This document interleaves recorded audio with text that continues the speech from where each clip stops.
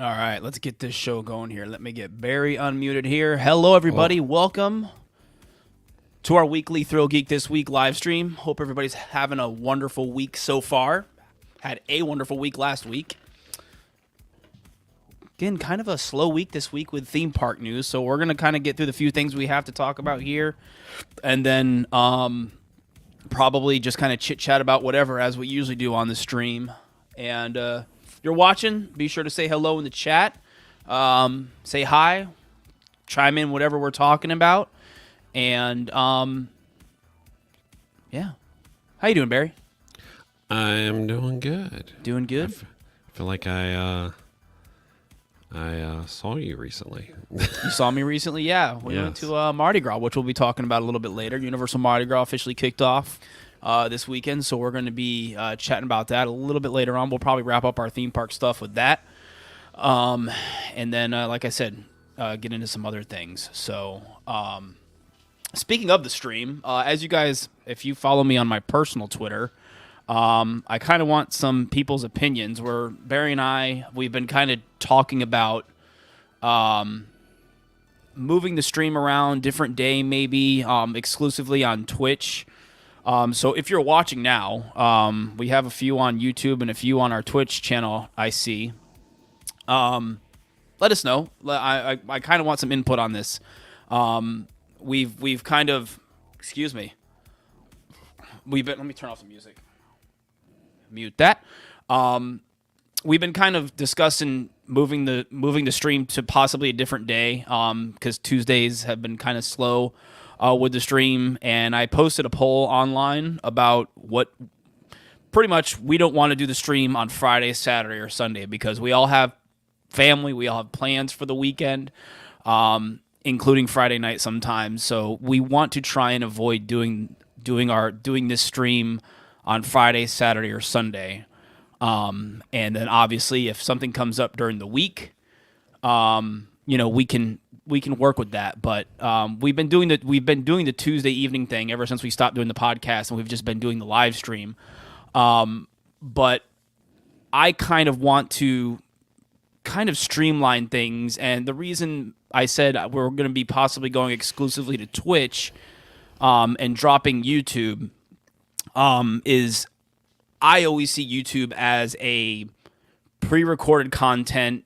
Yes, it has live streaming, but YouTube is still to this day a pre-recorded content, platform where you edit a video, you upload it, people watch it. Twitch is obviously streaming. That's all you can do on Twitch. So that's kind of where we are with that. My plan is, and I've discussed this with Barry, is do our live stream exclusively on Twitch. And the good thing about Twitch is I've always felt when we do the stream on YouTube, I have always felt like we've had to keep it formatted and keep, like a tight schedule, like we have to keep going. And the thing with Twitch is we can kind of kick it back a notch, so to speak, and be a little more loosey-goosey, but still have a format to the stream. Yeah. Still have things to talk about, still, talk about the theme park news and everything. But it'll allow us to be a little more loosey-goosey, so to speak. So. Yeah, I mean, I think with YouTube too, I mean, it'd be one thing if we had like 300,000 subscribers, and that would be different. Then you'd automatically be getting at least usually a few hundred people watching. Yeah. Every stream, and like I said, people seem to more come to our YouTube channel for like short bursts of content, stuff that's like anywhere from a minute to 10 minutes long. That's usually where most of our content that we create for YouTube is. Yeah. And we've both Clint and I have talked for years about maybe building up Twitch to just be live stream only and do stuff there that's just on Twitch. And I think this is probably the best move. That way there's one place, if you want to see the live stream, you have to go to Twitch. Yeah. And, like I said, there'll be certain things, segments from the live stream that we'll chop up and put out on YouTube when it's like, important news and stuff like that. Yeah, that no, we're talking about. We won't crop up the entire live stream and put it on YouTube. The way we'll prioritize is we'll put the stuff we're going to talk about at the very beginning of the stream, kind of like what we do now. It'll be a similar format to how we do the live stream now. We chit-chat for a few minutes at the beginning, we get into the news, and then at the end we kind of chit-chat about movies, TV shows, whatever. So anyways, I just wanted to spend kind of a few minutes. If you guys are watching the stream now, let me know some input on that. But I ran a poll on Twitter, and it seems like Wednesday and Thursday are kind of neck and neck for the day to do the live stream. So let me know, please. Wednesday, Thursday. If Tuesday doesn't work with your schedule, let me know. If you're watching the replay of this on YouTube, let us know in the comments. Wednesday or Thursday. It seems like that's going to be one of the days that we're going to be moving to for the stream. So, anyways, enough of that ranting. Yes. But I did want to kind of chat about that for a few minutes because it's kind of important and stuff. So, without further ado, let's get into the very few theme park things that we have to talk about this week. Let me make sure my tab is in the right place here. First things first, we got the 2023 Flower and Garden Festival Garden Rocks concert lineup announced by Disney. Here's a look at I think there's one. Yeah, April 3rd is still to be determined. TBD. TBD. Yeah. And then they're. Sorry. No, and it's back to what it's been usually been, where I believe it's Friday through Monday. Major artists will be playing, and then Tuesday, Wednesday, Thursday there'll be some of the different local bands, usually cover bands. Yeah. that we have in the area that'll play. A lot of the usual suspects. It still blows my mind how long this festival now runs. Yeah. Runs all the way from the beginning of March all the way through July. Yeah, a lot of the usual suspects. And for those of you who are in the know, Simple Plan will be coming June 23rd through the 26th. So mark your time now, because that's usually the biggest concert of the event is Simple Plan. They usually fill that amphitheater up all three shows, with often some of the same people going to all three shows, because they actually do switch up their shows a little bit each one. Some new artists this year. Some of them I have not heard of. Some of them, like Blue Oyster Cult. That's their, like, if you know what the song "Don't Fear the Reaper" is, that is Blue Oyster Cult. Most of the other one is like people I have never heard of. I guess Figueroa. Yeah. Piso 21, which I think is from Colombia. I have heard of Switchfoot, but I could not tell you a song that they played. AJ Croce plays. I'm assuming he's the son of Jim Croce. Yeah. Casting Crowns, which I think is a Christian band. What's up, Daniel? I find that weird. And then Jason Sheff, longtime lead singer of Chicago, who I have no clue. I know who Chicago is, but I have no clue who he is. Yeah. But then, a lot of the usual suspects: Starship, Berlin, Daltrey, Smash Mouth, Plain White Tees, Rick Springfield. A lot of the usual. And the Commodores' usual appearance. I'm trying to think if the Commodores are a usual one. I can't remember. They might be a regular or not. I mean, they've definitely been there before because they're not new. But yeah, a lot of the usual suspects. The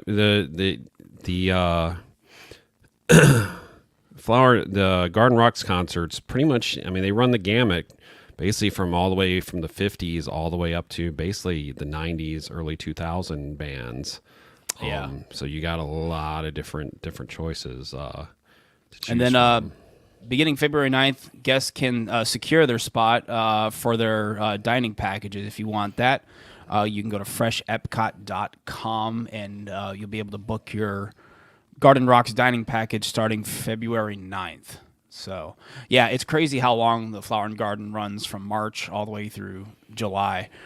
How much? I know, and then there's a 2-week break, and then food and wine. Food and wine. Right into food and wine. My least favorite festival starts. Yeah, that's what we discussed that a couple streams ago. What's our favorite festival? And it's not that one. Festival of the Arts. I think for me it would probably be. I don't know if I would put. I really like Flower and Garden. Yeah, I would probably go Flower and Garden, Festival of the Arts, and then Food and Wine. I mean, the only good thing that comes out of Flower and Garden running as long as it does now is the fact they have to keep the park looking that good for that long. Yeah, So it's like that's the only bonus. It's like, they got to keep this up. It keeps Epcot looking pretty. Yeah, they basically keep it up about like almost over a month and a half longer than they used to. So it's like. So, all right. Moving on, we got some new details about Tiana's Bayou Adventure, which, by the way, Disney's wasting no time with this. Some of the pictures we've seen of Splash Mountain already being worked on. They're already putting holes in the side of some of the rock work, and there's a crane on site. There's a crane on site. They are wasting no time with getting this ride ready.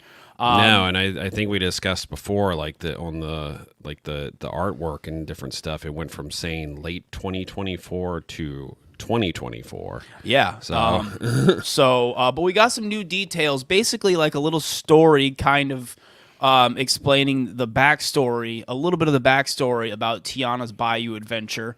And I don't really think. Should I read this? What do you say? I mean.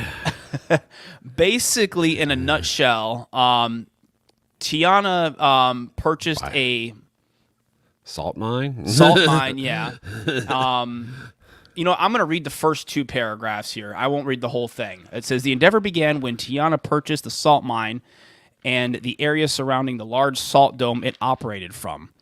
With the help of her mother, Eudora, Naveen Lewis, and fellow owners of the cooperative, Tiana revived the old salt mine and the surrounding land, growing a wide array of vegetables, herbs, and spices for her recipes. Okay, where did Lewis get money from? Where did Louis get inheritance? Money from? Maybe, I don't know. He is an alligator. Where did he get money from? Yeah. And then it says this multifaceted enterprise has turned the aging salt mine into a space that has come alive, complete with a boutique farm and both a working and teaching kitchen. Tiana's Food is where Tiana and her colleagues create all sorts of new products that they are bringing to the world, including a line of original hot sauces. And you can see this is the logo for the Tiana's Foods hot sauce right here. And they also released this image of everybody posing in front of, obviously, what used to be Splash Mountain, now Tiana's Bayou Adventure, with the water tower. And I don't think this is a crane that's already on site in the picture. I don't think the crane is going to be part of the attraction. I think that's supposed to be a 1920s crane. Yeah. So it seems like basically we're being tied up in. There's another paragraph here that explains we may see that Tiana spruced up the company's facilities with vibrant art from local artists. When we arrive, food for the party is being prepared, and beignets. That word beignets. Yes. I hope they bring them. Are being loaded into crates for the celebration. And then it says, picking up where the story left off, Tiana continues to bring people together with Tiana's Food, another treasured meeting place to spend time together and celebrate a diverse community. So there's a little bit of the backstory about Tiana's Bayou Adventure, which, like I said, they are well underway with construction, and I'm excited. I'm really excited. There's a lot of people hoping that I think I have the video up here. Yeah, this video of the Elsa animatronic, which is coming to Hong Kong. Disneyland. We are hoping that if Tiana's Bayou Adventure, which I'm pretty sure it is, getting animatronics, that they are this type of animatronic and they're not the screen-faced animatronics that we got and our Frozen Ever After at Epcot. And because these look so much better. These ones look so remarkable. It's the same, I believe, the same generation as the Belle ones that are used in the Tokyo attraction. Yeah, I mean, I think it's interesting we get a backstory. There's a lot of ways they can go with this. Obviously, some of the description in the backstory seems to describe probably what we're going to see in some parts of the queue. Yeah. Hot sauce, could they be selling, could that, are they going to keep the gift shop that was next to Splash Mountain? Is that going to be selling hot sauce? Is Pecos Bill going bye-bye? Yeah. And being replaced with Tiana's Foods. I think what was it, Mike from Blog Mickey? He got pictures of some Disney higher-ups kind of scoping out. Imagineers scoping out Pecos Bill. Pecos Bill. Apparently, I think, taking pictures and talking. And so, to me, I mean, we're not going to get Tiana's Palace. I don't think that thematically would make sense for our park. But maybe turning Pecos Bill and Tiana's Foods, it can sort of the rustic feel could sort of match up with the rest of Frontierland because this is supposed to be out on the bayou. Pecos Bill has a very kind of market-ish vibe to it. For those of you that have eaten at Pecos Bill, it's got that. It's easily It can easily be transformed into some sort of marketplace area, which totally sounds like something that Tiana's Food would be, like a marketplace area type diner. Yeah, I mean they could definitely theme the interior as like a co-op. You've got like bins of vegetables and stuff like that, but then you sort of have you could go with the style of a food hall. Yeah, where you've got separate thing. You've got one counter that has like the jambalaya, like different the gumbo foods and stuff like that, and maybe the other counter has your beignets and desserts and stuff like that. Yes, it would kick out Mexican food, or Tex-Mex food. Tex-Mex-ish. It's Tex-Mex-ish. But I think we would all be happy to have an updated quick service restaurant in Magic Kingdom that would hopefully serve fairly good food. And also, number one, would serve beignets. That's the whole thing. It's like, if we're getting a Tiana attraction, we better be getting beignets somewhere. It's the one thing. One of the many things Disneyland holds over us is like, oh, you can get beignets there. Magic Kingdom, you can't get beignets. And I think possibly this Tiana's Foods theme could work thematically in that area. Totally. I gotta imagine, this seems to be not just about building this attraction and, you're creating a little area because, we were expecting some type of gift shop, Splash had an exit gift shop and it also had the gift shop up front there. So, they could definitely take this and turn, because remember you had the candy store next door. Yeah. You could take all that whole corner there and redo it. So yeah, I honestly left out the most important paragraph. This kind of gives a better description of what the ride is going to be. Tiana wants to give a big thanks to her family and friends and the entire community for all the support they've given her by throwing an amazing party during the Mardi Gras season. When it turns out there's been a bit of a mix-up with the party preparations, Tiana invites us to meet her at Tiana's Food to help with the missing ingredients for the party. So that kind of gives you, that's a better explanation of kind of the storyline of what we're going to be following along with Tiana with. It sounds like we're going to be kind of going on a bayou adventure, maybe looking for some ingredients for whatever she's cooking.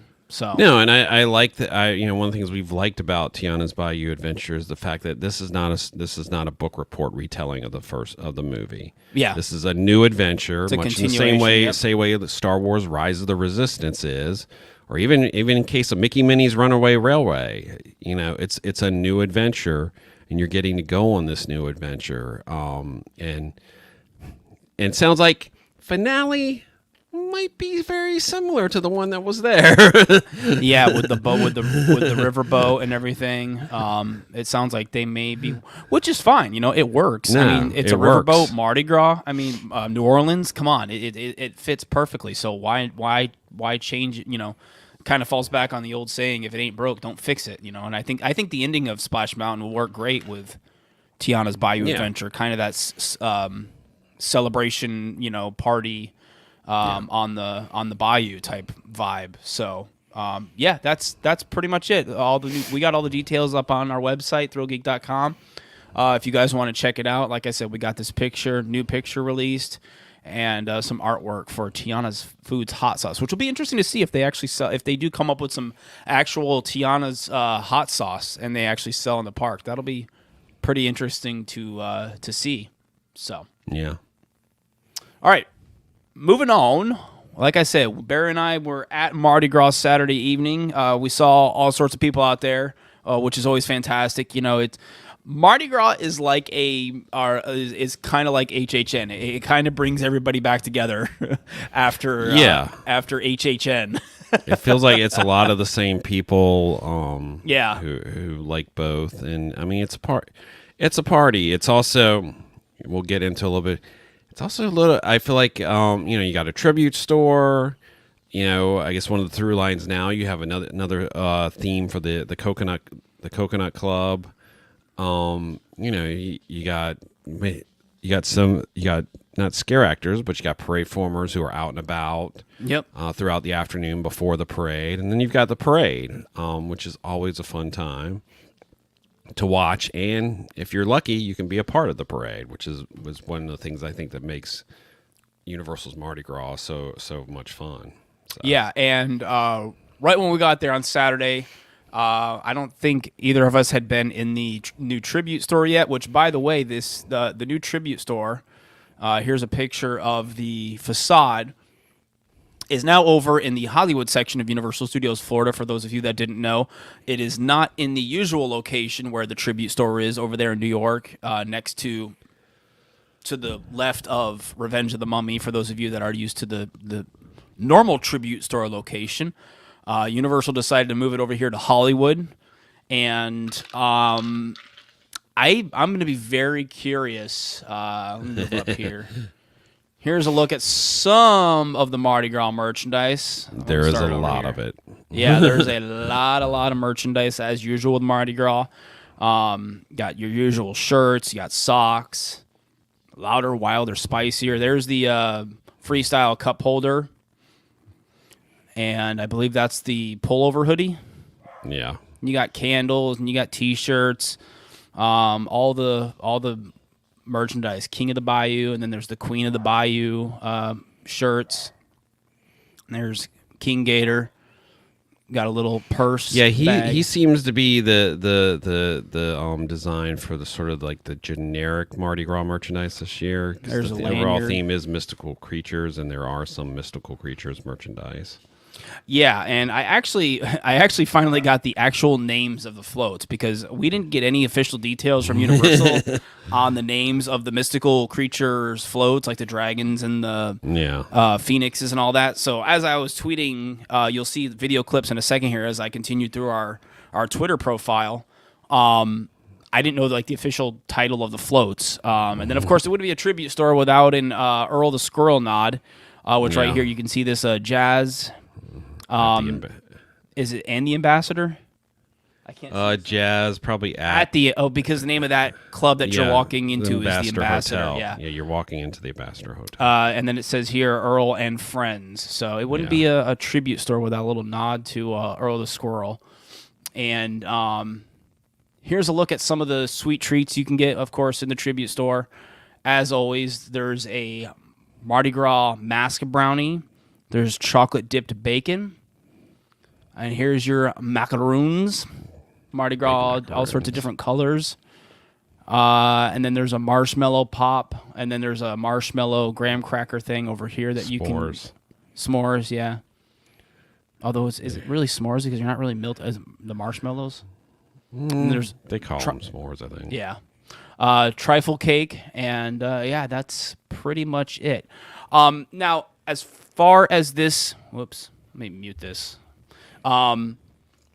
As far as this new location goes, it was, given this was opening day, it was very crowded in the park overall. Yeah.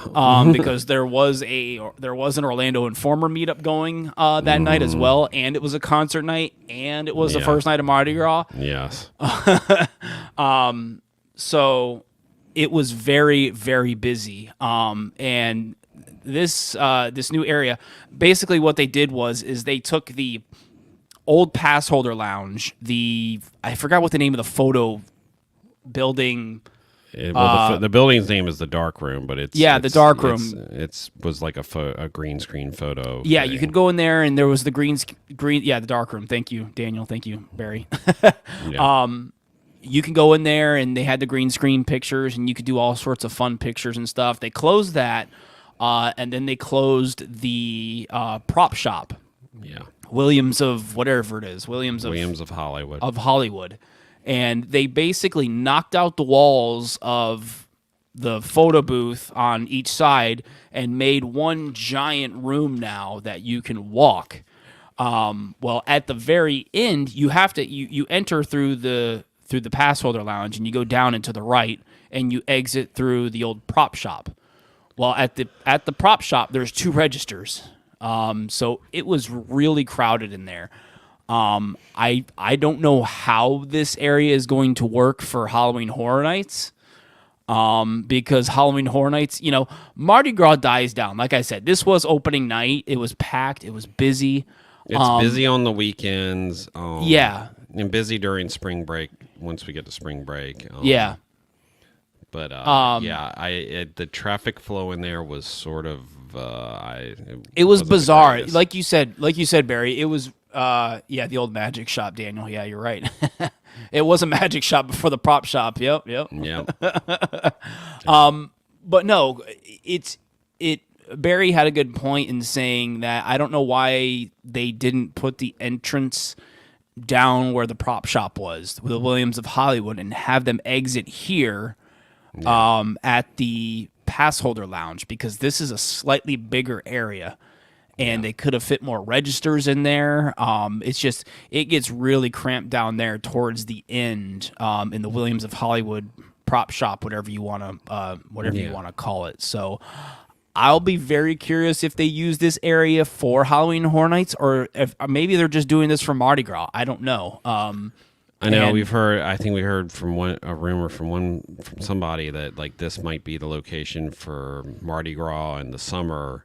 Yeah, they do the summer tribute store too. Yeah, but Halloween Horror Nights might still use what was the Mummy's extended queue. Yeah.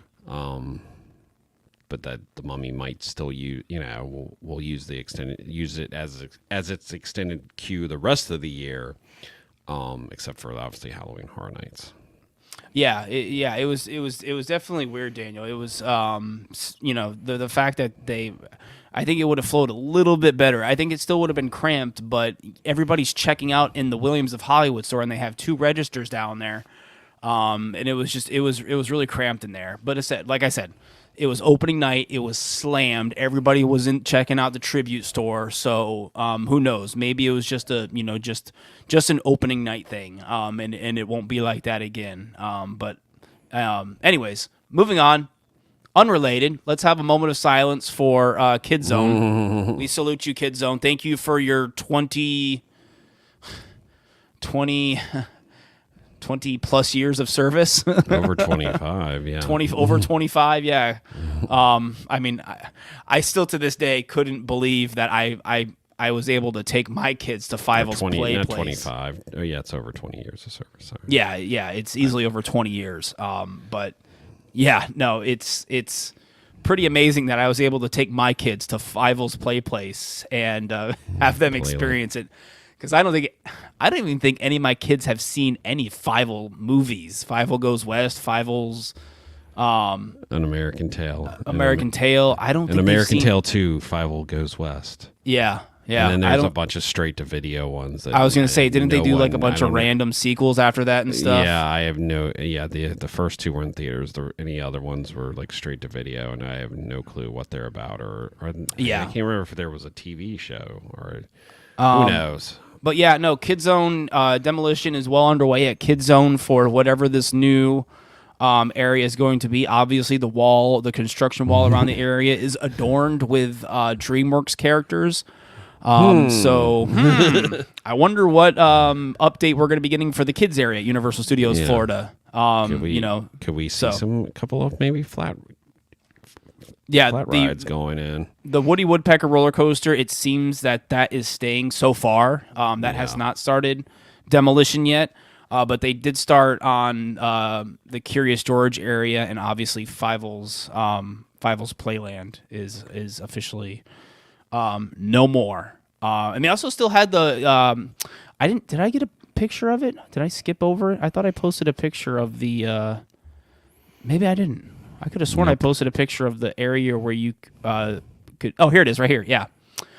This is the area in the tribute store where if you bought the bottle and you put your picture on it, this is what the area looks like. In the tribute store, you can see some people here. I was looking for people that I knew. Usually I can spot somebody. I don't know any of these people. But these are the bottles. This is actually pretty cool. I was saying this when I saw the stand outside of the Five and Dime. Some of the other things that they've done, where you could have your picture put on it for the HHN tribute store, I've been kind of like, that's cool. But this one was really cool. I think the whole spirits bottle, the tribute spirits is what it's called.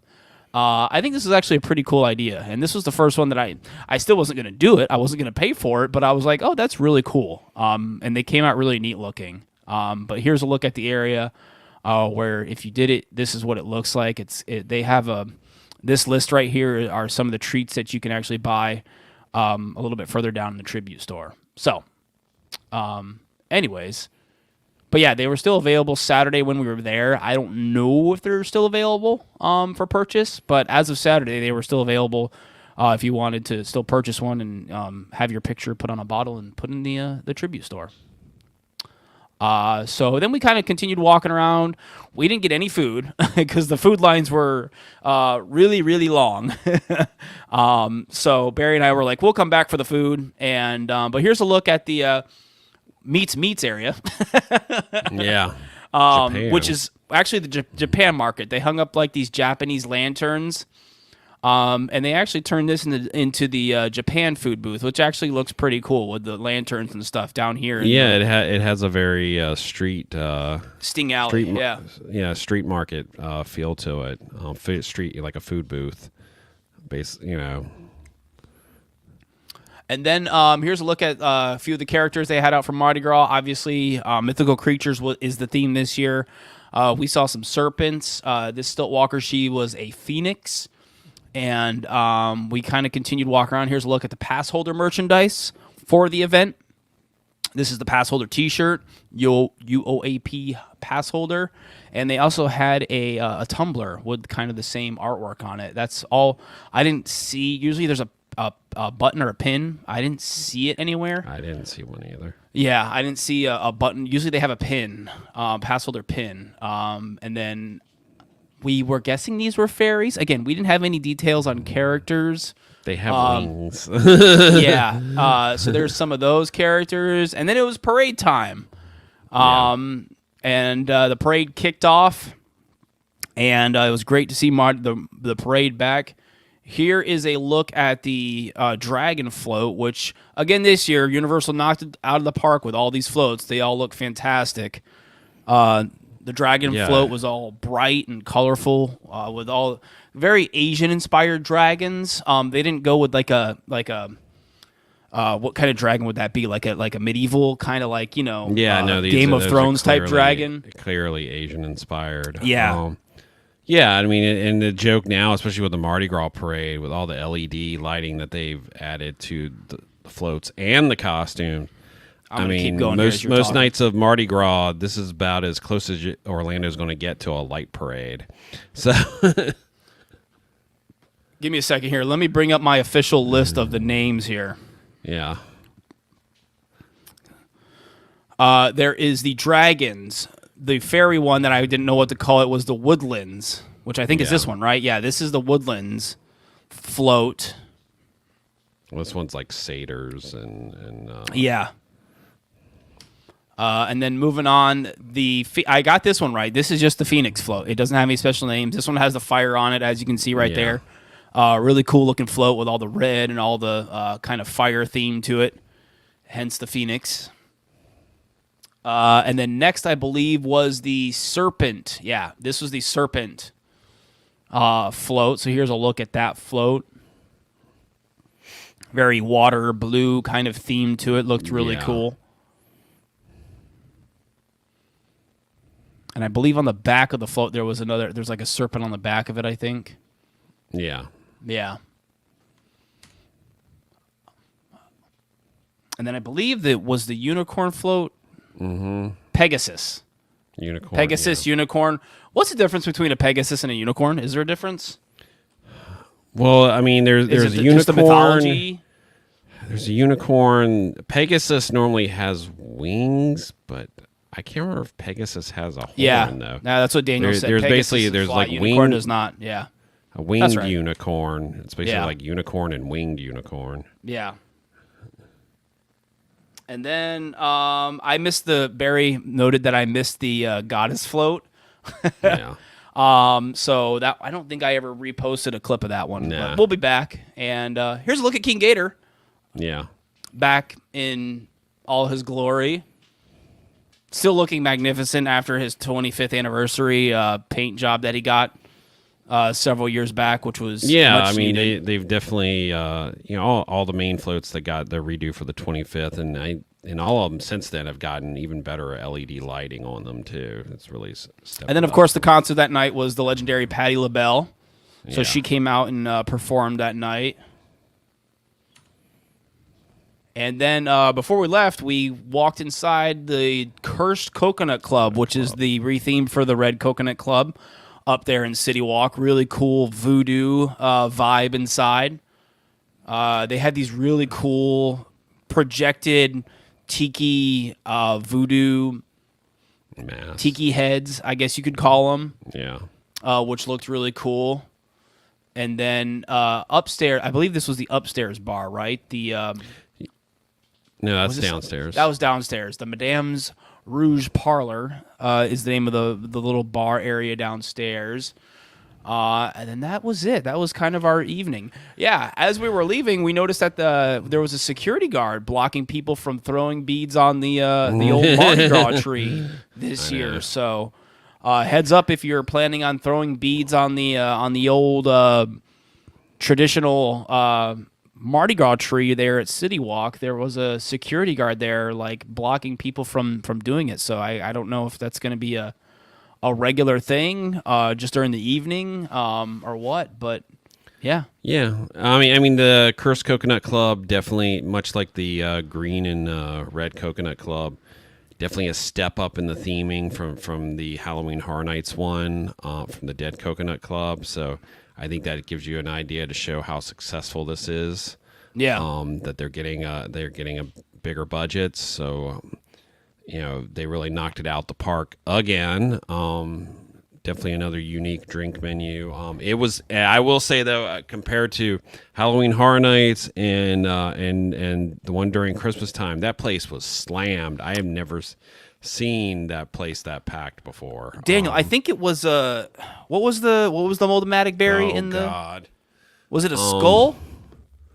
I think it was a skull. I want to say it was a skull, Daniel. I'm not 100% sure. No, I don't think it was a devil. I can't remember off the top of my head. Yeah, I quick looked at it. I don't think I was. Let me look it up. Actually, this is what Twitter is for. Cursed Coconut Mold. I looked at it really quick, so I wasn't paying. That didn't come up with anything. Nope. Let me just search mold. Nope, that didn't come up with anything. Yep. Cursed Coconut Club. Let's see if we can find something here. But I'm looking. Here's a look at the Cursed Coconut Club shirt. This picture is designed by the one and only at Skipper Haas. Yeah, and this photo is via Inside Universal. Our good friend Brian, who runs that over there. And I'm still not seeing anything with the Mold-O-Matic. Nope. Yeah, there he is. With the awesome Cursed Coconut Club shirt. I'm looking. I don't see anywhere. Yeah, I don't remember. The Mold-O-Matic. Help us out here, people. Yeah, the outside definitely repurpose. Might look a bit familiar. Definitely repurpose some Scare Zone pieces from a certain HHN 31 Scare Zone. Yeah. Graveyard Deadly Unrest, which, rest in peace. I missed that Scare Zone. Yep. Yeah, I don't see... I guess we're not the only ones that fail at getting a picture of the Mold-O-Matic for the Dead Coconut Club, because I can't see one anywhere. I'm scrolling through Twitter here. Nah. I can't find it anywhere. I'm gonna. Overall, Mardi Gras this year, great parade once again, amazing. Costuming amazing. I will say my only negative I have about Mardi Gras now is it is becoming more and more of a food festival. Yeah. And it's great to have the food booths, but I feel like this year the emphasis is so much on the food booths, because not only are there food booths in Universal Studios Florida, there's also food in Islands of Adventure. There's also food in City Walk. They've taken away some things, like, I guess it started last year. They no longer bring any bands over from New Orleans anymore. They basically have a basic walk-around band. Yeah, because over there in the New York area, right there in front of Fallon, that they used to have all sorts of bands and stuff out there. They used to have bands, and then they started having the bands that would walk around. Yeah, I didn't see brought from New Orleans, and now they just have a generic Mardi Gras band that's I guess local musicians. I feel like that's. I think that it's become more of a straight up food festival with a parade. This year we've seen the cut back on the amount of concerts they're doing. So it's. Hey Daniel, your boy Laz coming in clutch. He said it's a coconut. That makes sense. Is it a coconut? Or is someone just messing with you? I want to say it could be a coconut. I can't remember.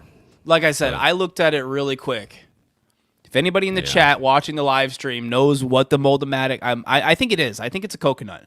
Knows what the Mold-O-Matic in the Cursed Coconut Club is, drop it in the chat, because it's bugging us. But, we all fail as bloggers tonight. Yeah. Oh gosh. But yeah, no, you brought up a good point, Barry. I didn't see any of the bands or anything out there kind of around Fallon, which is usually a happening spot. They had the performers out, the parade performers, but there were no like the bands and stuff that you said. No. So. And then also, we talked about being able to ride a float. That is a lot harder this year. That is going to be a lot harder due to the fact you can pay for the dining thing and ride a float, which means the amount of free ones available, I feel like it's going to be a lot less. So it's unless you got in on the pass holder thing, good luck getting in on the virtual line every day. Michael coming in clutch. It is a green skull. There it is. Yeah, that does look familiar now. So there we have it. I think Laz was just messing with us. And there's I think there's two or three in the tribute store. I don't remember what they are off the top of my head. I didn't even see. I barely. They're in the tribute store. Oh, the tribute store. Yeah. Yeah. I wasn't. Yeah. I didn't pay any bit of attention to the Mold-O-Matics in the tribute store. It was so cramped in there. I just wanted to go in, get some video, and get out. It was cramped in there. But yeah, no, I mean, it's like I said, I mean, that's my only complaint about Mardi Gras now is the focus on the food. The focus on the food, which albeit if you got the money and you're a pass holder, getting a $150 dining gift card for $120, not a bad deal because it can be used. Unless I read the fine print wrong, you can use it at other dining locations at Universal. So you don't have to just use it for Mardi Gras food. Well, isn't it like a dining card? It's like it's just a dining. It's just like a dining card, right? Yeah, they just give you a little bit of a discount on it. Yeah. Yeah, you're getting a $30 discount. So yeah, that's not bad. If you go to Universal on a regular basis, that's really not a bad deal. So. Barry and I's dinner on Saturday night at Mardi Gras was a slice of pizza from Louis'. Yes, because we didn't want it. The lines. It's usually bad the first night to begin with, but this year it was really bad. Yeah. Like we saw, people were basically waiting in lines to pay for their food, and then a line that was sometimes bigger to get their food, to pick up their food. And we've heard anecdotally that some of the booths ran out of stuff. Yeah. So I don't know if that was once again whoever the genius to decide to let OI have their meetup the same night as opening night of Mardi Gras. That just was. We usually don't complain about things, but that was very poor planning. Yeah, and like I said, it was opening night of Mardi Gras. There was an Orlando Informer meetup, and it was a concert night. So it was all this stuff just stacked up. And I feel bad for anybody who was there who paid money and wanted to try any food because you were. It was pretty crazy. So, all right, that's everything theme park related I have. Which, I mean, I know I ranted at the beginning for 10, 15 minutes on the live stream, but we actually did pretty good with just those few things. So, gosh, we can talk. We can when we want to. Yes. So, what else do we want to chat about here for the last maybe 10 or 15 minutes? Any TV shows? Last of Us? Have you seen this week's episode of The Last of Us? I have, yes. And slight change of pace as compared to last week's episode. Yeah, I mean, change of pace, also a change of locale because at this point in the game you were instead of for the TV show you end up in Kansas City. In the game, I believe you were in Pittsburgh. They have created the character of Kathleen, who seems to be the leader of doesn't seem to be the Fireflies, but whatever resistance group in Kansas City who overthrew the quarantine zone there, overthrew Fedra there. I was kind of confused. The kids at the end, not to get too spoiler-ish, I don't remember them in the game. Are they made up for the show? I don't remember. I don't remember seeing those kids at all, like with the face paint and stuff. I don't remember seeing them at all in the video game. So I was kind of like, are they made for the show? Are they something new or? See, I remember since Emily is not here. Yeah. She's our Last of Us encyclopedia. If those two kids were in the video game. No, I think Henry and Sam were in the video game. Because in the video game, you were trying to avoid the hunters, because I think that's who they were called. In the video game, when you were there, the group was called the hunters, I think, and they basically would do sort of what they did in that episode where they would encounter people, they would try to trick people who were passing through the city, and steal their stuff and kill them. Yeah. So the Mamba at Worlds of Fun made a cameo on the episode for those of you theme park nerds out there. Mamba's looking a little rough around the edges. Yeah, that was definitely interesting. I saw someone. I noticed that immediately. Yeah, I was and it's bad. It's bad that as soon as I saw it, it's like, oh yeah, that's Mamba. Yeah, because of the wooden coaster that's in the background. Yeah. That's Wildcat in the background, isn't it? I think so. Yeah. Well, I actually had to Predator. Look up, I forgot what the heck it's called. I actually had to look up if Mamba was still there because I haven't talked about or had any reason. to talk about all Worlds the of Fun. I believe all the Morgan hypers are still standing. And they're actually pretty fun.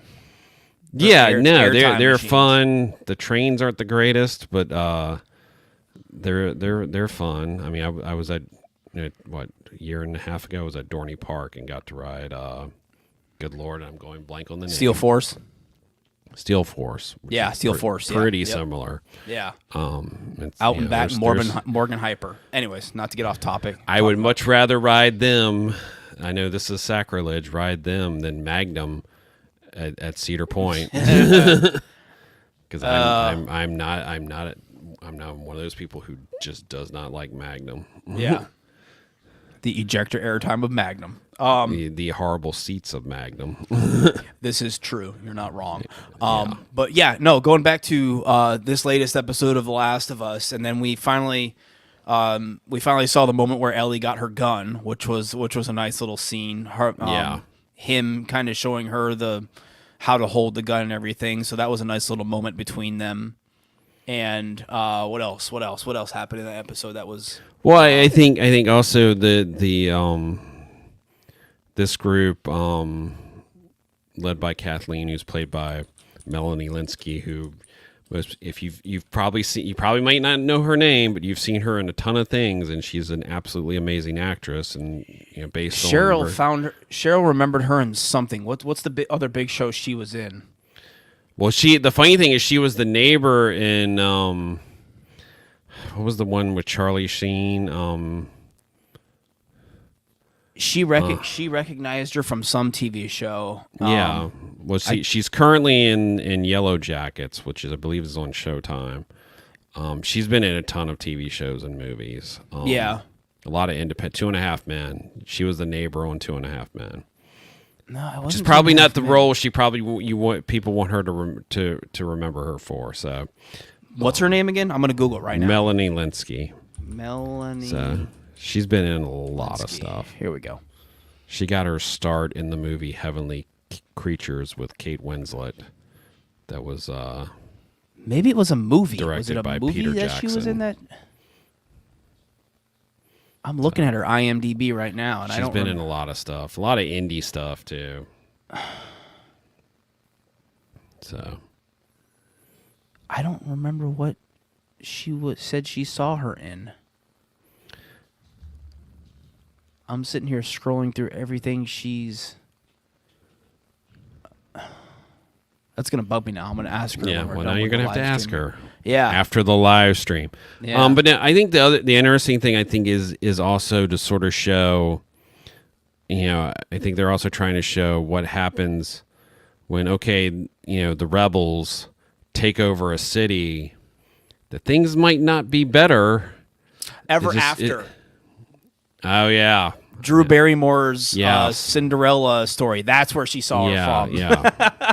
I'm sitting here scrolling through, and I got to the 90s, and I was like, Ever After, a Cinderella story. Yep, that's where she recognized her from. Since she was like a teenager. Yep. But yeah, I think her character and her group, I think, is also to sort of show the opposite side of okay, well, they overthrew Fedra there, but are things really better because they're just as doing just as horrible things to people as Fedra did, based on just a little bit we saw. Yeah. Okay. What was the that part where they were exploring that building and the ground was all like shaking? Is that a bloater? I'm guessing. I think that's because I believe, if I remember correctly, we saw a bloater in the trailer. Yeah, no, they teased a bloater. Yeah. Actually, it's actually right here. I have it right here.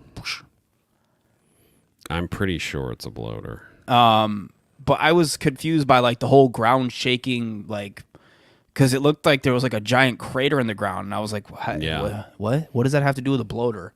I was slightly puzzled. Well, I mean, you got to remember they're going to change. They've definitely changed a few things. Yeah. That like you said, things that work in the game don't all as we've seen so far, and if you watch the behind the scenes stuff, they talk about certain things that work in the game don't work as well on television. You've got you make changes because you're even with that, it's pretty shocking how closely they've followed the video game so far. Oh yeah. I've been pleasantly surprised at how closely they've followed the thing with the magazine with the magazine. When she finds the gay magazine. Oh, yeah. In the back of the truck. Yeah, that was funny. Yep. Yeah, that was very similar to the video game. Yep.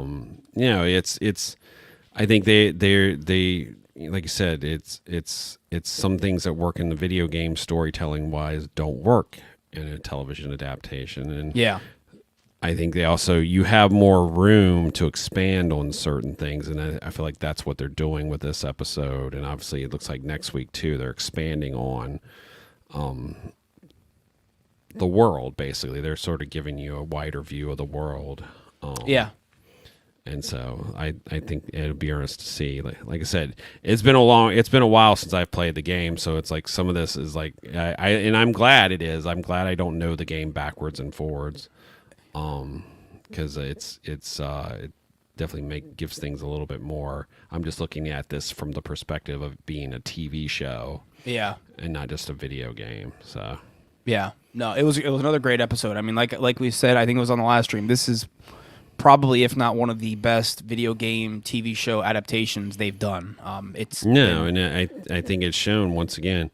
If one of the creatives of the show is someone who created the story for the video game, that makes a whole world of difference. And it does. And to not look down on, and obviously clearly the other guy who did Chernobyl, it's like they're not looking down. Both of them combined, are giving us excellent television, because he's coming from the game point of view and the story of the game, and then you have someone who's coming from telling television, and so they're able to work together and I think create something that really works as a TV show. Yeah. And they don't look. That seems to be always the problem with most adaptations, is they look down on the material. And they feel like they need to change things. They need to change it a whole lot, yeah. They need to change it a whole lot when, you can tell a story, especially something like The Last of Us that has a very, very rich, detailed story. The story already has a lot of, has a lot of meat on the bones, and it's already a really complex story, and it works. You don't have to switch up too much. You've kept the heart of the story, which I think is the thing that matters the most. And I had The Last of Us open on Twitter, and this is pretty funny. Look at this. Apparently, the gay magazine that was in the TV show is literally like copy and paste from the video game. Yeah. That's pretty funny. So, but yeah, like I was saying, like and those are the little Easter eggs that they've definitely put in this show too. Yeah. For fans of the video game. I mean, there's been so many Easter eggs if you know your stuff from the video game that are just filling the frame of this show. And I think that's another smart way they have these little nods. So it's probably this those shows of you who really know it go aha. It's like, yeah. This show's probably going to definitely make me go back and play the video game again. Isn't there an updated version for the PS5? Probably. I can't remember. I think I did get the remastered one. Because they remastered it for the PS4. I remember that. So yeah, maybe that's one I got was the PS4 for because I think the PS5 remastered one just came out. But yeah, you are correct. They did a remastered one for the PS4, and I think the PS5 remastered one just came out. So, I've been playing through Alan Wake because the remastered Alan Wake came out, and that game's phenomenal. That's another video game show that I would love to see happen. Alan Wake. Yeah, that would be amazing. That would be amazing as a TV show. There's so much that would be.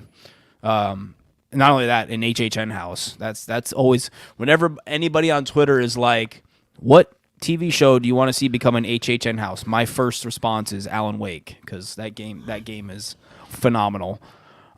So, anyways, I think that's it. Unless there's anything else you wanted to chat about, Barry, we can get on out of here. I think we're good. Yeah, I think we're good. I think we're good. I think we are. I think. Are we getting to ride Tron this weekend? Yeah, we will be. We'll be at Tron on Saturday evening with my wife, who's a cast member. So we'll be able to ride on Saturday. So look for that. Some of the other Thrill Geekers have gotten to ride it, or getting to ride it before we will. But yeah. And we'll post some stuff. I'm trying to keep our coverage to a minimum. Because we are going to be at the media event for Tron Light Cycle Run in what? Yeah, March 14th. Yeah, in a month. I'm sorry, were we supposed to say that? Yeah, I think it's out there. Yeah, we haven't spoiled anything. So we'll be there for that. So I kind of want our coverage to be there for the media event for Tron Light Cycle Run. We'll get a little extra access that you don't normally get when it's just going to a preview. So, but we'll post a few more things Saturday evening when we're there. Maybe we'll save that for the live stream on Tuesday. We'll give so if you guys want some Tron first impressions, be sure to tune into the live stream next Tuesday where we'll kind of give our first impressions of Tron Light Cycle Run at Magic Kingdom. So, and by then we will also have a poll currently up on our Twitter. It's our pinned tweet. What day would you like us to do the live stream? Monday, Tuesday, Wednesday, or Thursday? So vote. Yeah, help us out because we've kind of been debating on. Like I said at the beginning of the stream, I'm not going to go on a long rant again. But just to kind of wrap things up here, I'll actually bring it up here on our Twitter. I asked everybody what day would you guys like to see the live stream move to, because Tuesday evenings just haven't been working out for us. We haven't been getting a lot of viewership. Tonight actually did pretty good. We've had about 5 or 6 people watching, which is actually more than normal. But if we're open, I'm open to moving to another day, just not Friday, Saturday, or Sunday, like I said, because those are we have lives. Yeah, we have lives. To put it simply, and we do things on Friday evenings. We do things on the weekends with our significant others. Or with me. I got kids. So we don't want to do the live stream on Friday, Saturday, or Sunday.